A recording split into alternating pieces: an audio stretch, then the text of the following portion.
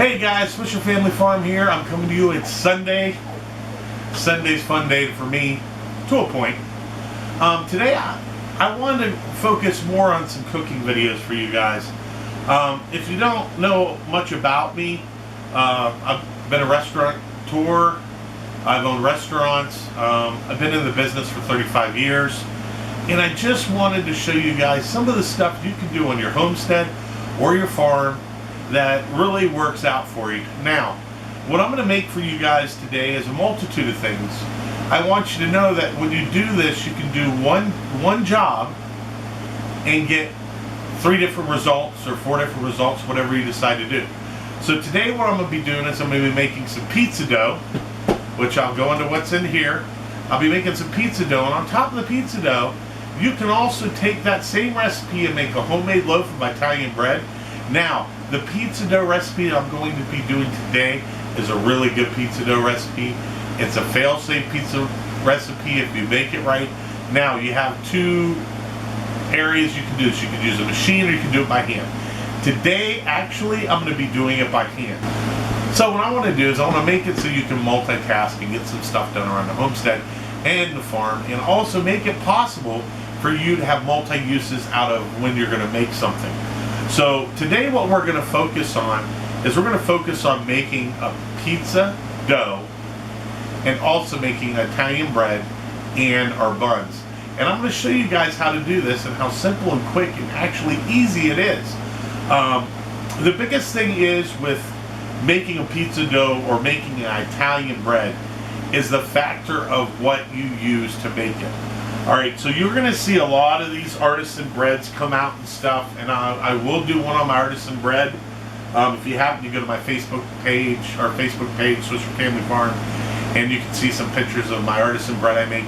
Now that artisan bread that I make is very simple, very easy, but you have to use the right stuff. I see a lot of people have problems with their bread. Oh, it's not raising enough, or it's not fluffy enough, or it's not light enough, or you know, there's so many variables to it. So let me explain something to you about those variables. One, you have to, when you're making something like that, you want to use something high in gluten. Alright? So there's really only 2 things that you can use that are in that process of the high gluten. One is bread flour, okay? And the second one is what they call a 000. Now, the 000 is fantastic for making bread dough. It's fantastic to make a lot of stuff, a lot of baked goods with. You can find that at Amazon. Just type in 000 flour. It's not cheap, it's expensive, but it works, and it's what a big percentage of 90% of your bakers are actually using. They're not using just a basic all-purpose flour. Now, all-purpose flour, and what it is in reality is it's a basic flour that you can use anything. You can use it as a thickener, you can use it as for biscuits, you can use it, there's a multi-amount of things. That just makes it so you can do it. Now, using that all-purpose flour for bread is a no-no. I suggest not. If you like, you can test it out. You can try making an all-purpose and then try to make a high gluten out of a 000 or a bread flour and see the difference in the 2. And let me tell you, there's a big difference in the 2. Now, the next thing we're going to talk about yeast, using yeast. There's a lot of variables with yeast. One, you know, everybody thinks that you need to add a lot of yeast to make bread, when actually you don't need to add a lot of yeast to make bread. Your yeast should last you a while. Now, I do use a lot of yeast in my artisan bread, and the reason why I do that is because of the flavor. It will automatically, instantly give you a sourdough flavor for your bread. And that's a bread that you can make within 2 hours. You don't have to wait and go through all these deals like everybody's doing where, you know, we'll have our sourdough starter and we'll do this and we have to keep up with everything. You know, not everybody has time to do that. We don't have time to sit around and play with starters every day. If you got that time, then apparently you don't have enough going on in the homestead. So let's get started. Alright guys, so let's talk about what's in the bucket. Alright, these are my security buckets.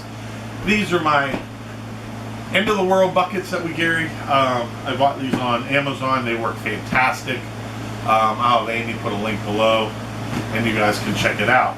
Now, with these disaster relief buckets I've got, I always keep them pretty packed full of stuff that we're going to need. If you don't do this, it's better to be prepared. Now, what I try to do is I try to use this, and as I use it and I get down, I try to replenish it every time. So that way my buckets always stay full. They got a sealed top lid, no bugs can get in there, they're airtight, they're perfect. So what we're going to do is, I have some baking soda in here, 2 of those, you never know when you're going to need it. Now, this is where I keep all my bread flour. So each individual bucket has its placement. This is filled with nothing but bread flour. So we're going to pull the bread flour out. There's one right here.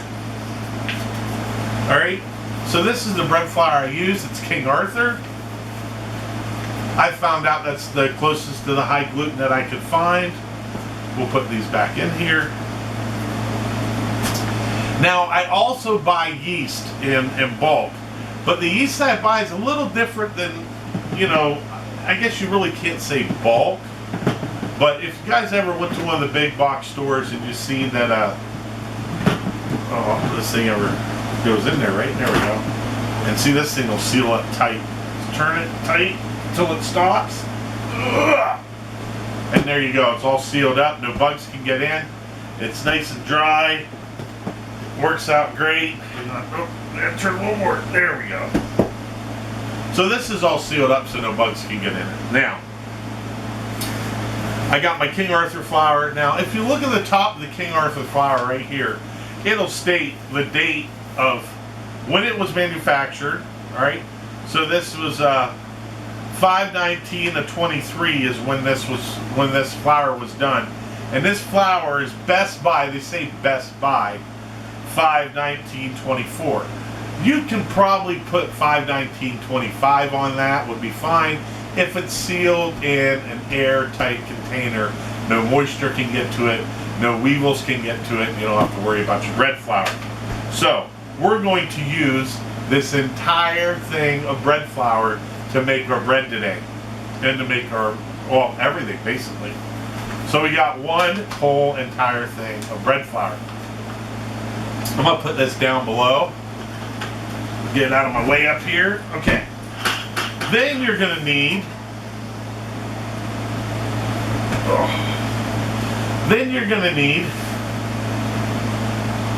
something to drink. Now, what else I have over here is some kosher salt. Now, for most of you people out there, I have tried, and I think it might be the minerals that are in there. I'm not really sure, but it doesn't work well with my dough, is the Redmond's natural salt. Now, we use Redmond's here. We use Redmond's for our table salt. We use Redmond's for our water, for our pasta. We use the Redmond's for a lot of variety of things, the kosher and the regular. And I found out that for some reason the yeast doesn't seem to like that salt as much. And now, don't get me wrong, salt and yeast don't get along well anyway. But the big problem is that we have to make sure that we do it correctly. I'm telling you, man, I don't know what it is. The Redmond's just doesn't seem to work with it. So don't use the Redmond's on this. Not that I don't like it. We love Redmond's. We will be using Redmond's from now on. We buy we get a 5-pound bag of Redmond's every 6 months. We don't go through all that, but we keep up. And like I said, I got a storage container down here. We always keep a bag of Redmond's in there and some other salts too. But this kosher salt's where it's at. So if we're going to do it, use a kosher salt. Also, I have a partial of bread flour here for this that I'll use first. Now, you want to make sure that you weigh, I got a stainless steel bowl here, you want to make sure that you weigh that out at 5 pounds exactly. Yep, I said it, 5 pounds exactly. Alright guys, so get everything set up you're going to need for your basic dough for your pizza or your bread, your buns, whatever. So what I have here is a large bowl that will hold 1 bag of flour. I've got a small bowl here that I'll mix my yeast in and let that bloom. I got my yeast. This is what I use. I keep it refrigerated. It lasts forever if you keep it refrigerated. Well, just about forever, as long as it lasts you. And we need 1 spatula. You'll see what I'm going to use that for. And we're going to need some Redmond, or not Redmond's, but we're going to need some Morton's kosher salt.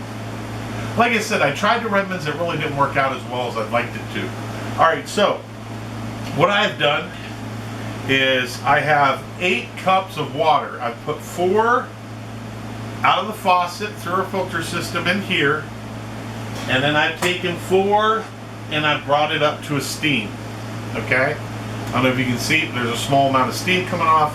Now when I add this to that water that I have in there, it'll drop the temp down and make it lukewarm, so you can go ahead and add your yeast to this. Now what you're going to want to do is you're going to want to pour this in there. Now all of this water is for this, so you're not going to waste any of it. You're going to use all 8 cups of water to that 1 bag. So now what I'm going to do is I'm going to stir this with my ladle, and I'm going to check the temp, and it is perfectly warm for your yeast. Now I'm going to take and I'm going to drop 2 ladles in the bowl that I'm going to add the yeast to now. So, and this could be moved over. Now we got our small bowl that we're going to be adding our yeast to. Try to make it so you guys can see it a little bit better. Alright, so we're going to open this up,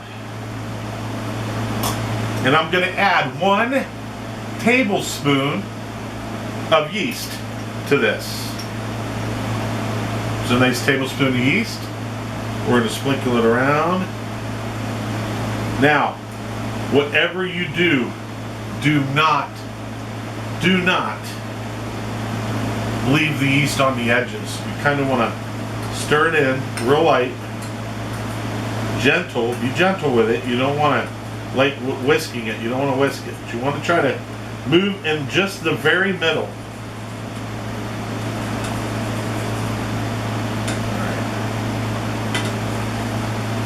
So now what I'm going to do, I've got that in there.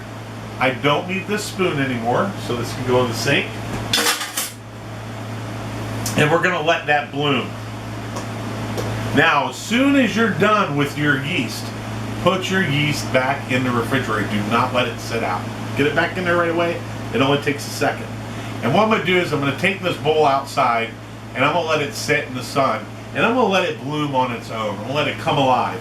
Now, I'm going to show you an up-close picture of this, and you can see what it looks like now, and then I'll show you when it blooms.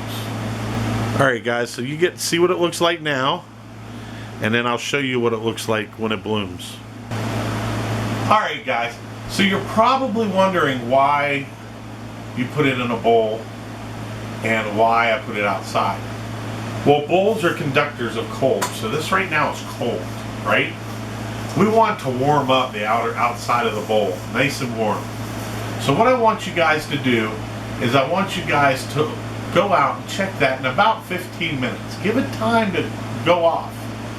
Another thing is too is, why do you do that? You're probably asking, well, why do you add the warm water and then add the yeast and mix it, let it sit and bloom? Well, because if you just took the yeast and you added it into your 5 pounds of dough and find out that your yeast was no good, if it's not any good, it won't bloom. Or if your water is too hot, it will not bloom. So that's one of the time-tale signs that your yeast may be bad or you use too hot of water. And that's a good way of showing it so you don't waste all the flour. So what I'm going to do now is I'm going to take the 5 pounds of flour I got here, I'm going to open it up.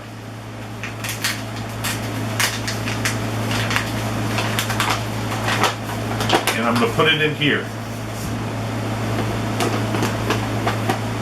Now it should fill up about half of this bowl, in which fact it does. Okay.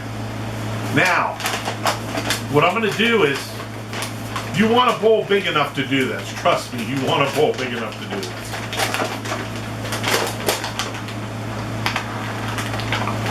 You know, I try not to make a big mess. I don't want a big mess. I'm very clean when I try to do this. Now, what you're going to want to do in the middle of your dough, and I'm going to move the camera over here to let you see up close why we do this. So you got your bowl, right? And what you're going to want to do is you're going to want to make a well. Just real lightly push the flour to the side, and you're going to want to start a well. Just like that. That's one of the uses this is going to be for. Now, I'm going to go out, I'm going to check the yeast, and I'll be back to show you what it might or might not have done. Alright guys, so as you can see, the yeast is now blooming, and it happens pretty fast. Alright guys, so our yeast has bloomed as far as I can tell. Now we're going to dump our yeast mixture in there. Alright guys, so we've added the yeast and the water mixture in here. We've added the salt over here to our bowl with our warm water in it. Now what we're going to do is we're going to keep adding ladles of this water to this until all 8 are gone. I do about 2 ladles at a time when I'm doing this.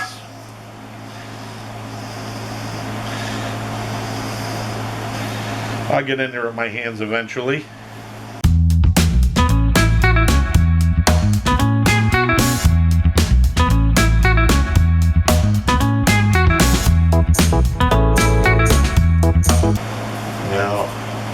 What I'll do is I'll pour a little in this bowl that I have my yeast in and make sure I clean it real good. Discard that for the dishes. Now I'll pick up the bowl and I'll add the warm water to it now. And we'll get it all mixed up and going good. Now this is going to be a little wet and sticky, that's fine. You want kind of like an elastic basically. And I'll show you how to do that real quick. We don't really need this ladle anymore, so we're going to put this to the side. Don't need this no more. Put that to the side. And then we're going to add this. This is our water mixture. Like I said, a little bit at a time. You'll want to use all 8. Trust me. All 8. Do not skimp.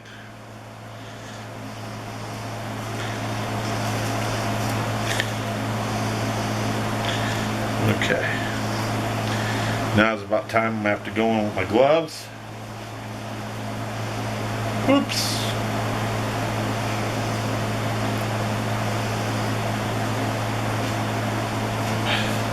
So we're going to drop the rest of the water in here.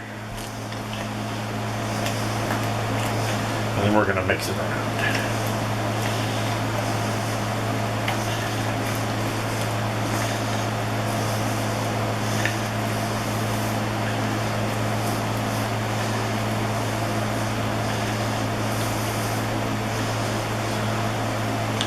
Now remember, you can always add flour to this. That's why I keep a bag open by me all the time. So if I need to, sometimes it may get a little wet depending on the weather and the way things work out. And take my spatula, wipe our hands off real quick. That's the nice thing about these gloves. It comes right off the gloves for the most part. And you don't have that big mess. Okay. Now here's where the work comes in.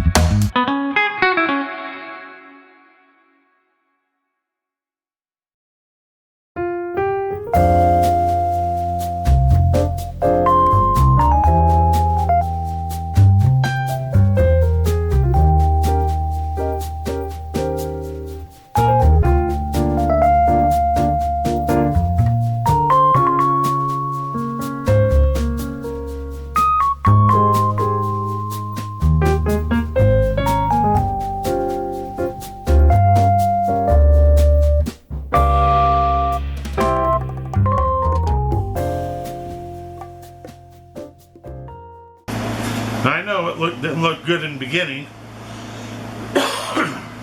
Excuse me. But now it's starting to activate the way it's supposed to.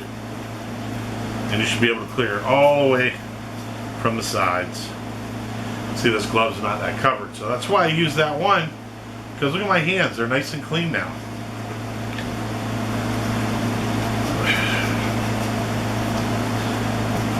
And I know that's a lot of flour to put in there for this, but it works.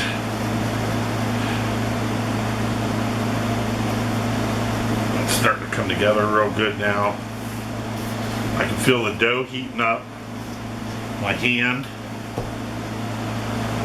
Now don't get me wrong, you have to have muscles to move that much of that dough around and not using a machine for it, but that's okay. All we're doing is we're kneading it basically in the bowl, feeding it, kneading it, feeding it, kneading it, feeding it, kneading it. Okay.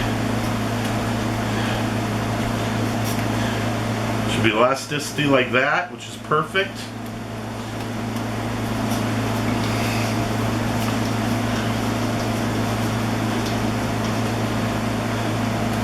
Now, take this glove off here. Take a small amount of flour, and I'm just going to sprinkle it across the top and around the edge of the bowl. And then we're going to cover this with a towel and some plastic, and we're going to let it sit for an hour to raise. Alright guys, so I have it saran wrapped. Now I'm going to put my towels around it, and I'm going to take it outside where it's nice, humid, and warm, and we're going to let it rise out there. About an hour will be enough. Here are tea towels that I have. Wrap under the bottom. We'll put it outside and we'll be back in an hour. Alright guys, it's been a little over an hour. I get sidetracked doing some other stuff. But I wanted to reveal it to you of how much it's grown. Boom. Look at that. It has grown that much. Now if you don't seem to remember when I made it, it was right about there. So that's how much it's grown. So we're gonna pull this off. We're gonna punch it down, and we're gonna let it sit inside for a few minutes, and then we're gonna start making our pizza crust. So we'll pull this off. Now it may stick a little, that's fine, don't worry about it. Not that big of a deal. It's just saran wrap. It's not,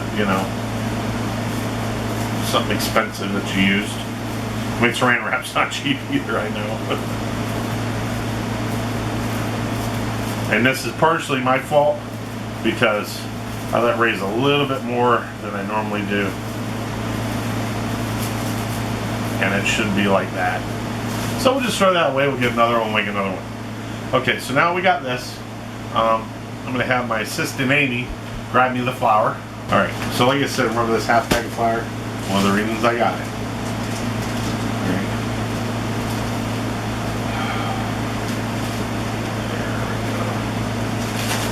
There you go, it'll be nice. Alright, so I'm gonna put my hand in here.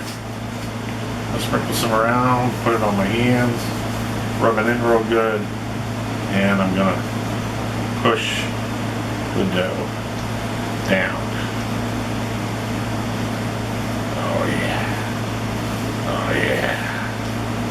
Now that there is some good dough. Look how light and fluffy. See how it's springy? That's the way you want it. You want it springy. Now run my finger across the top. I'll get a little bit more flour on my hand.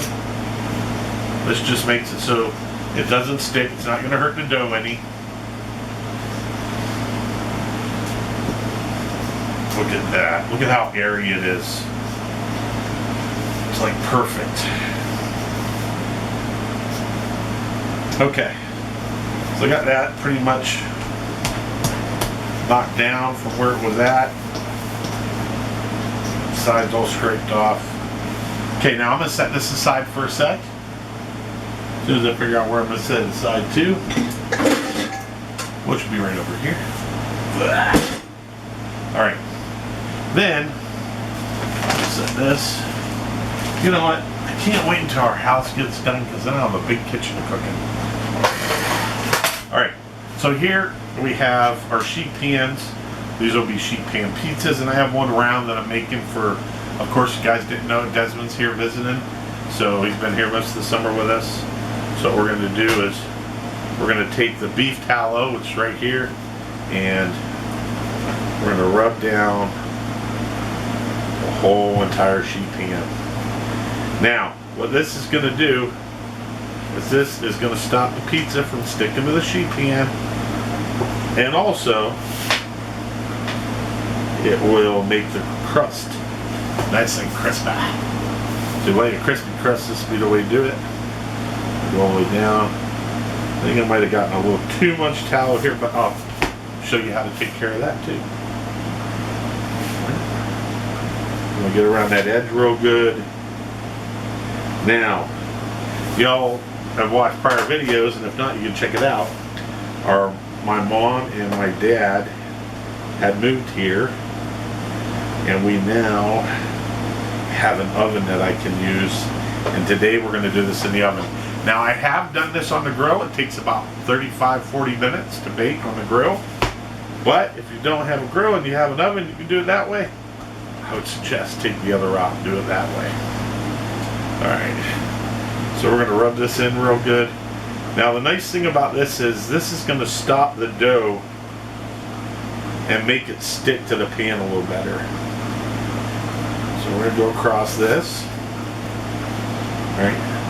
Now, the one thing that Miss Amy likes on her pizza that I have to do is she's going to go grab me some semolina flour, because that's her favorite thing. I think she thinks it's just not a pizza unless it's got the semolina on it. I'll take this towel, we'll wipe my hands off. Or wipe my fingers off anyway.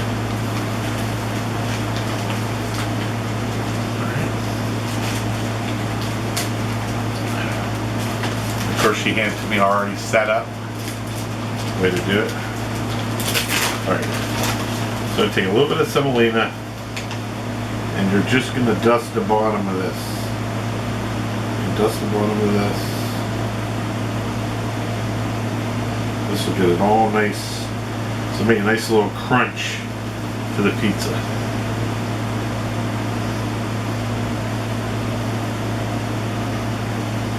I have a question. Yeah. Can you use vegetable fat, or does it have to be animal fat? No, you can use vegetable fat if you want. It's just that's what we have, and that's what I like to use. And it works. You could use Crisco if you want. You use canola oil if you want. I use more of the all natural thing because, you know, they have all those additives, preservatives in there. And I know most of you out there that are homesteaders are trying to keep being as natural and as chemical free as possible. Now, this is Red Mill's semolina flour, by the way.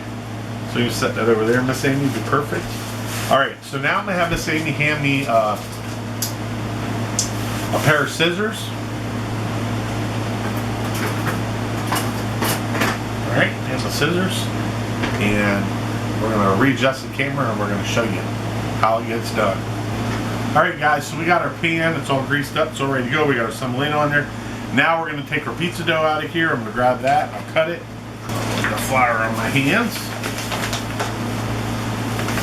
so I don't end up inundating myself with a bunch of dough. All right. Take this.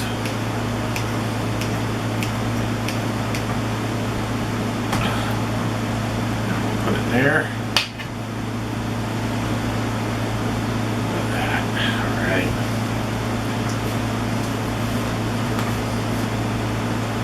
Whew. Little sticky. All right. So, what I'll do is we'll pull it over.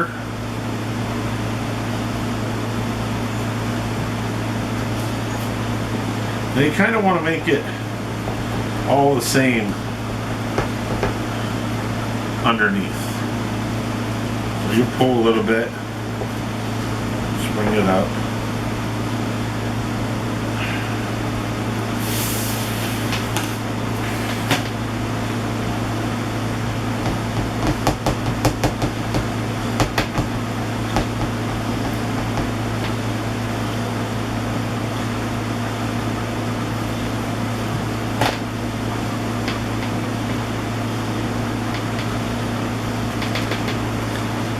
Like I said, you want to make it all the same.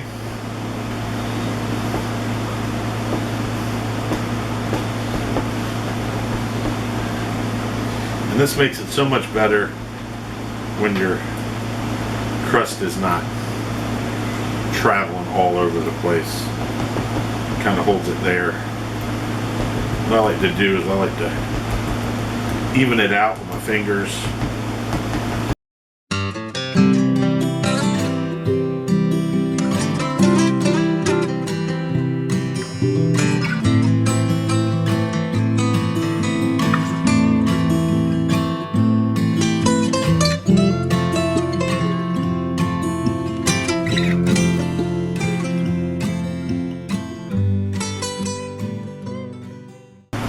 Now that you can move it around, kind of even it out.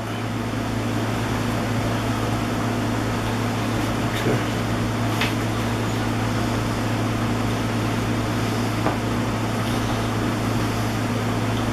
All right. There you go. So there's that one. Is done. So what's going to end up looking like? Come out perfect. And this over to my assistant. All right, so we got our next tray. This is going to be for our next section of beef, lard.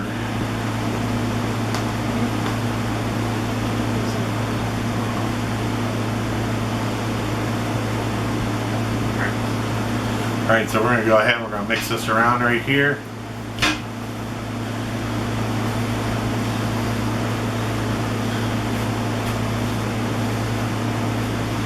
Now, I wouldn't suggest using olive oil because olive oil doesn't do really good at high temperatures. This will, and if you want a nice crust, I suggest using this, or like I said, a corn or a vegetable oil is fine. Now, as you know, there's no sugar in that dough whatsoever to activate that yeast. So don't be thinking, oh man, I should add some sugar to it. Don't add any sugar, do it the way I showed you, and it will come out absolutely perfect.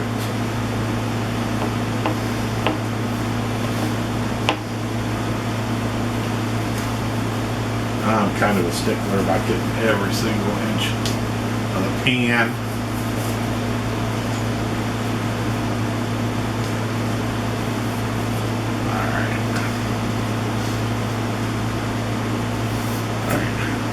I'm getting this Amy to get me another towel. Would be awesome. Alright guys. So remember, I get a little more flour on my hands. Gotta grab this. Get a big old chunk for a pizza.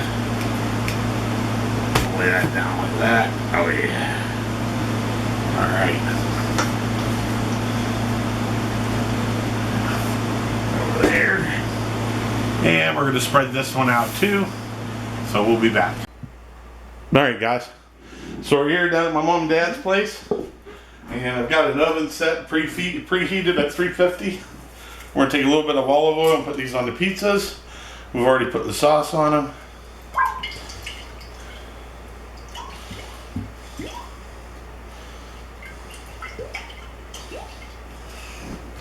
And a little bit on Junior's pizza. Now, what I'm going to do is, I'm going to come in here, we got everything in a Ziploc baggie, ready for the pizzas to be done.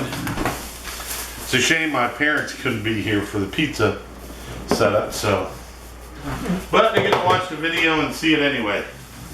Alright. So, we got some pepperoni, we got some mozzarella cheese, and then we have our toppings for a pizza, which are right there. Alright, so what you're going to want to do is, we're going to take this Junior's pizza, I'm going to put some ham on it, and he likes some ham, so we're gonna make sure he's got a good pineapple pizza that he's gonna like. And we're gonna throw this in the oven first, and we're gonna cook all this together so it all mingles well. Now, yes, I know, pineapple on pizza. Look, it's my kid. Gotta give him what he wants. He likes this. This is one of his favorites. So I don't mind doing it. I would not eat pineapple on pizza. That is almost like, it's just not my thing. Let's put it that way. So go ahead and get this stuff dropped on there for Junior.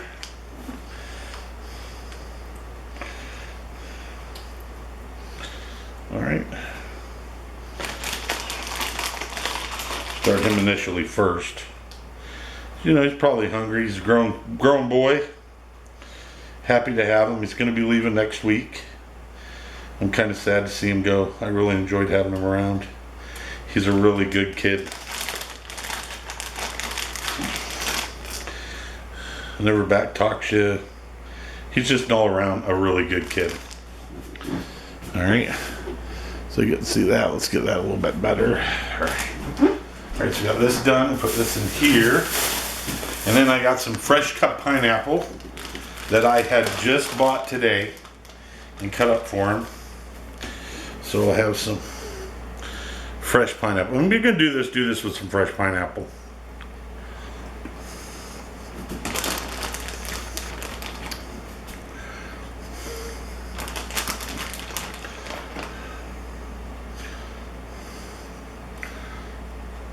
A lot of you are probably looking going, oh my God, I know. You don't have to tell me. Don't put down the comments below, I understand. But it's what he loves. What he's grown to love. So I have no problem with it at all of making him his very own pineapple pizza.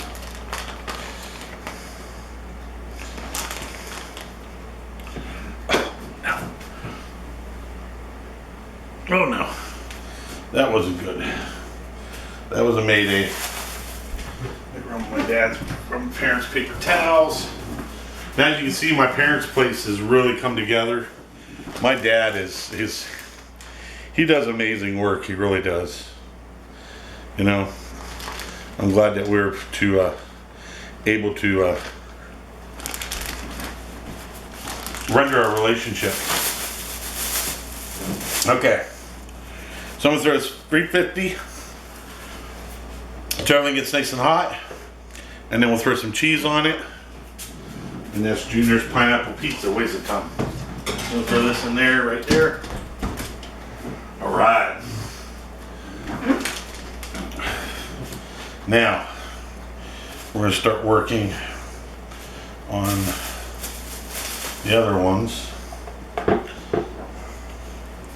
So this one right here is going to be, I guess it really doesn't matter. Another little fresh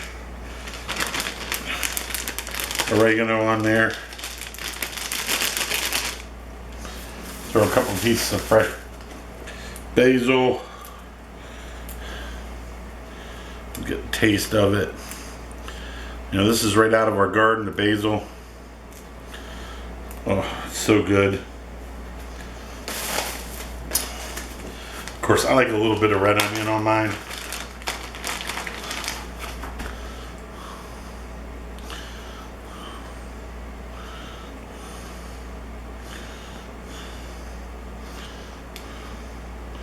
Throw that down.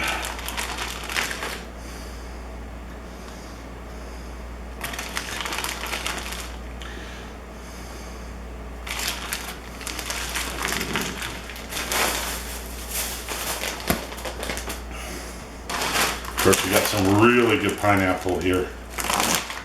Or pineapple. Some really good pepperoni. So I'm going to throw some pepperoni on that. And the way I look at it, if you're going to go all out. So.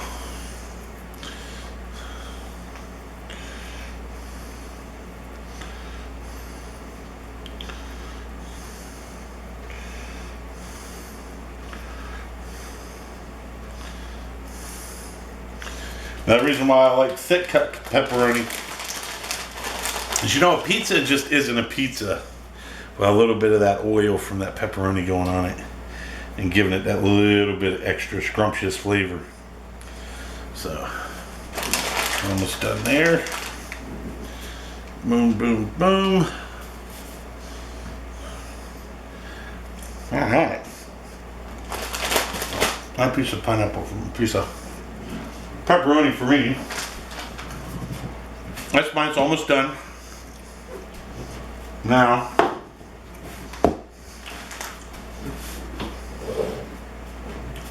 we're going to take this one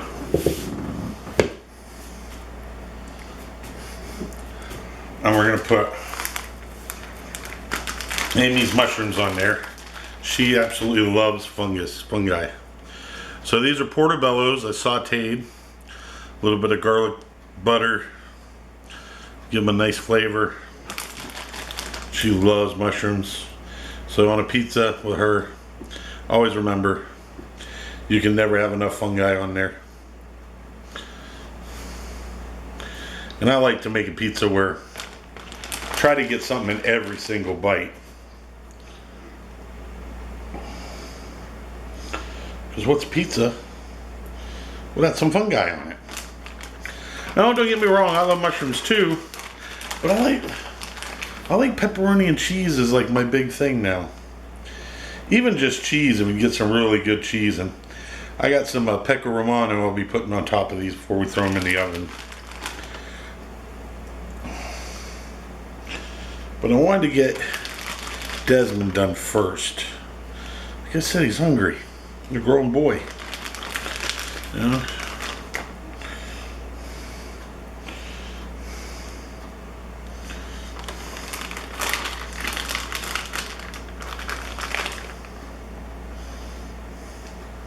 Alright, so we got that done too. Now, the biggest thing is staying clean. This is not my house. This is my parents'. We live up in a tiny house up there, but I called and asked them if they would mind if I use their stove to make some pizza. And they're alright with it. They're in South Carolina right now, hanging out. And I wish they could be here for this. I think they love it. But we're almost done there. Alright. So we're all done with this. Send this over here. Take that back with us. Now I gotta put some pepperoni on Amy's.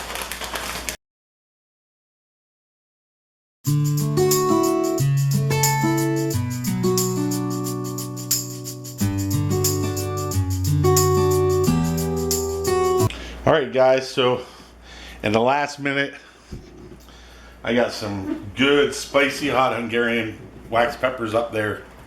Amy was on her way down. I sprinkled a little Pecco Romano on here, and I threw and cut up some fresh peppers straight out of the garden, and I'm gonna throw that in the oven. I got Desmond's and Amy's in there now, her fungi pizza, and Desmond his pineapple pizza.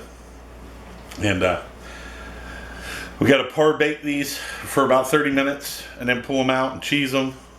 Let that sit until it gets a little lightly browned on top, and they'll be ready. So stay tuned. Coming back, you get to see the final pizza at the Swisher Family Farm. Alright guys, so this is the Italian loaf I got going right now. And we got our buns for our sloppy joes. And I'll show you what it looks like when it comes out of the oven.